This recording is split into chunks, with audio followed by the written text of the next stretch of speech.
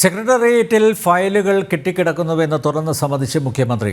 3 ലക്ഷത്തോളം ഫയലുകളാണ് കെട്ടിക്കിടക്കുന്നത്. നിയമസഭയിൽ രേഖാമൂലം നൽകിയ മറുപടിയിലാണ് മുഖ്യമന്ത്രി പിണറായി വിജയൻ ഇക്കാര്യം വ്യക്തമാക്കിയത്. ഓരോ ഫയലും ഓരോ ജീവിതമാണെന്നും അതിനാൽ ഫയലുകൾ എത്രയും വേഗം തീർപ്പാക്കണമെന്നുമായിരുന്നു അധികാരത്തിലെത്തിയപ്പോൾ മുഖ്യമന്ത്രി മുന്നോട്ട് വെച്ച നിർദ്ദേശം. എന്നാൽ പിന്നീട് ഇങ്ങോട്ട് ഫയലുകൾ തീർപ്പാക്കുന്നതിൽ വേഗത മാത്രം ഉണ്ടായില്ല. ഇതോടെ സെക്രട്ടേറിയറ്റിൽ ഫയലുകൾ കെട്ടിക്കിടക്കാൻ തുടങ്ങി.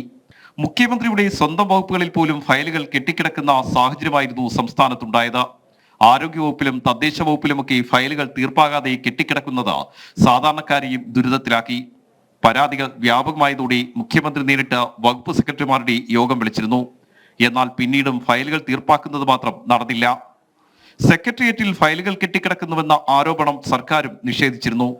എന്നാൽ സെക്രട്ടേറിയറ്റിൽ ഫയലുകൾ കെട്ടിക്കിടക്കുന്നതായി തുറന്നു സമ്മതിച്ചിരിക്കുകയാണ് ഇപ്പോൾ മുഖ്യമന്ത്രി. 3 ലക്ഷത്തോളം ഫയലുകളാണ് സെക്രട്ടേറിയറ്റിൽ കെട്ടിക്കിടക്കുന്നത്. കഴിഞ്ഞ മെയ് മാസം വരെയുള്ള കണക്കുകൾ പരിശോധിച്ചാൽ 2,99,425 ഫയലുകൾ തീർപ്പാകാതെ കെട്ടിക്കിടക്കുന്നുണ്ട്. മുഖ്യമന്ത്രിയുടെ പരാതി പരിഹാര സംവിധാനത്തിന്റെ അവസ്ഥയും വ്യത്യസ്തമല്ല. ഇവിടെ പരാതികളും പരിഹാരം കാണാതെ കെട്ടിക്കിടക്കുന്ന സാഹചര്യമാണ്. സാമ്പത്തിക പ്രതിസന്ധിയാണ് ഫയലുകൾ തീർപ്പാക്കുന്നതിലും പരാതികൾ പരിഹരിക്കുന്നതിലും വകുപ്പുകൾ തടസ്സമായി മുന്നോട്ട് വെക്കുന്നത്.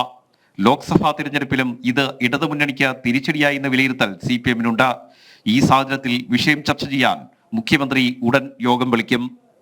ആർ രാജീവ്, ജനം, തിരുവനന്തപുരം.